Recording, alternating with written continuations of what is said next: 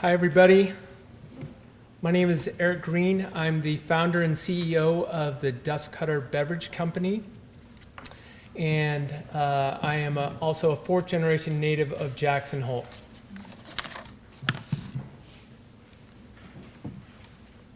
So what is a dust cutter? Dust Cutter is an all-natural beverage company located here in Jackson Hole that specializes in lemonades.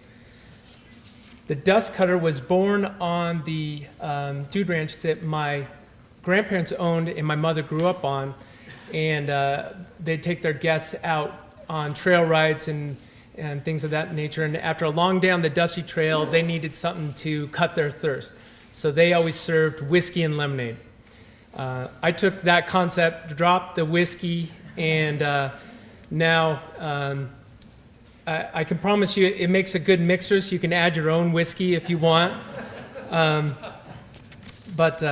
So we've developed all-natural lemonades. We have 3 flavors. The first one's original lemonade, which is very similar to a fresh squeezed lemonade taste. We have iced tea lemonade, which is a true half and half, and huckleberry lemonade, which is completely unique in the marketplace. What are our competitive advantages? Obviously, the Western branding and the story behind the brand. No one else has anything like that. We always wanted to stay true to our roots and be an all-natural beverage company.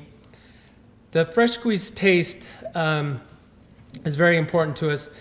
We think it has, it's not too sweet, it's not too tart, it's got lower sugar and lower calories than most of our competition. Actually, I haven't found anybody else that has similar stats. For example, we have 20 grams of sugar in ours and 180 calories per serving. And for example, Calypso lemonade, which is one of our competitors, has 28 grams of sugar and 120 calories per serving. So we're quite a bit lower there. The huckleberry lemonade obviously is a huge attribute for us. Nobody else has anything like that. A lot of people, maybe in the East Coast, have never even heard of a huckleberry. So I already brought up the great mixer, but I have tried it with most everything, and it mixes very well. Some of you may have seen our Dust Cutter van around town this summer. That's our delivery van here, and it has garnered lots of attention. People come up and want to take pictures with it, or just wonder what that is, but it's got a lot of attention. Also, the Alumi-Tek bottle that we're in. This is the Alumi-Tek bottle. It's obviously it's aluminum, so it's 100% recyclable. It chills quicker, stays chilled longer, and it has the fancy resealable top. The aluminum bottles are really convenient for outdoor concerts, festivals, activities, the golf course, swimming pools, recreation. If none of those places can take glass, that's because of breakage and stuff like that.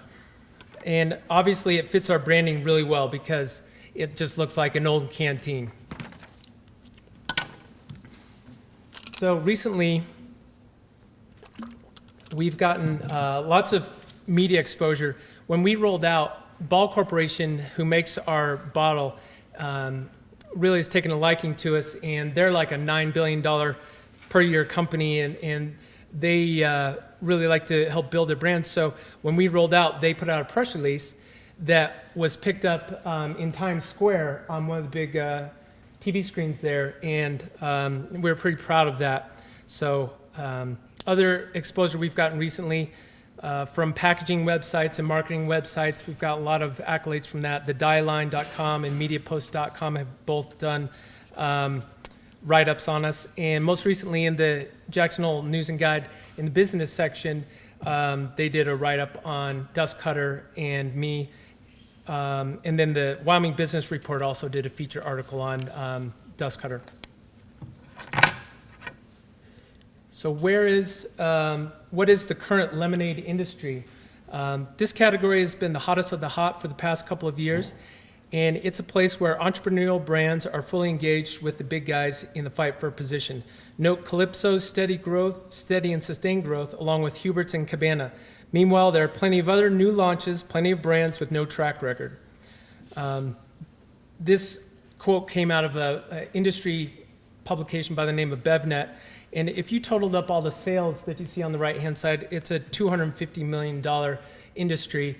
And if you know anything about the beverage industry, Coke and Pepsi and all those guys are losing market share every year. So it's companies like this and industries or segments like the lemonade industry that's taking that market share. So our marketing strategy is basically a marketing penetration strategy where we go in and build awareness and loyalty before we expand into other markets. To build the brand awareness, we have tasting events. We take the van out there, put up the tent, and have samples when people are going into a retail location. So for example, here we were at Albertsons, and we would give people samples as they're heading in, and of course we see them walking out with by the can, or in some cases they were even buying it by the case, which is great for us. We also sponsored or were part of a sponsorship of the local crawfish boil a few weeks back, and 1,500 people showed up, and we sold 51 cases in like 8 hours. Just happened to be a really hot day, and people were loving it. Of course, word of mouth is one of the strongest ways that we can get the word out there. We're using social media campaigns like Twitter and Facebook, things of that nature.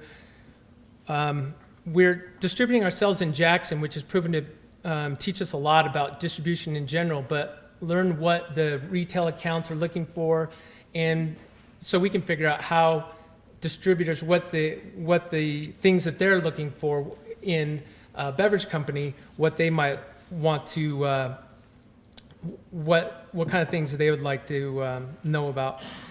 Down in Utah, we just signed Carlson Distributing, who is the second largest distributor in the state of Utah, and they're just getting rolled out with Dustcutter, and it's part of our responsibility to pick up accounts for them, but we have a salesperson that's down there right now.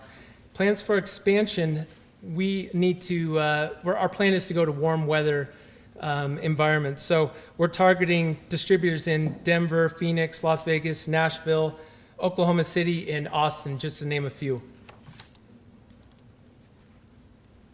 So in Jackson, we just rolled out in May, the end of May, and we have 80 accounts, and we're growing each week. The accounts are mostly in Jackson, but we have accounts all the way down in Star Valley and all the way up to Flag Ranch in the park. We also have a few over in Victor and Driggs. So we've sold 3,700 cases in 12 weeks, which is 44,000 bottles. And we've generated right around $60,000 in revenue in just 12 weeks. To say the least, we far exceeded our expectations. We thought we'd sell about 2,500 cases all summer long. So we've been doing pretty good so far. Some of our key accounts, Jackson Hole Grocer has it, Albertsons, Brolam's has 3 stores, Creekside Market, for example, every place in the Grand Teton Lodge Company, and also a bunch of convenience stores around town. We've already completed 2 rounds of financing, totaling $400,000, and we need to raise $1 million to fund further expansion. $500,000 would be for inventory, and that would be about 4 times our initial product run that we did. Expansion, market support, which would be salespeople, sampling teams, people out in the market. Additional product development. We have a few products that we want to add to the product line, so we need money to develop those, and also $200,000 in general for marketing. Exit strategy. For us to really make money in this business, we are looking to, you have to be acquired by one of the major beverage companies like Coke, Pepsi, Dr. Pepper, or Snapple. And we will start evaluating exit options once we become a national brand, which we hope to do in about 4 or 5 years. We anticipate 4 times multiple for revenue on a buyout, which is basically the average, but we've seen much higher multiples for very popular drinks. For example, Sweet Leaf Tea, I've happened to meet the guy that founded this company. His name is Clayton Christopher. He's from Austin. And he started this company in his parents' garage with $10,000. And they would just make this, it was his grandmother's recipe. They would go out and sell it at concerts and festivals and things of that nature. And in 2010, they had revenue of $53 million. And in 2011, they sold at a 4 times revenue to Nestle, who also owned 35% of the business. For another example, Coca-Cola acquired Vitamin Water for $4.1 billion, and that was almost 8 times revenue. So that's how we're eventually going to be able to get out of the lemonade business, but I plan on staying in it for a really long time. So the last thing I was going to say is who in the room here has tried a dust cutter? Show of hands. Well, that's great. Thank you very much.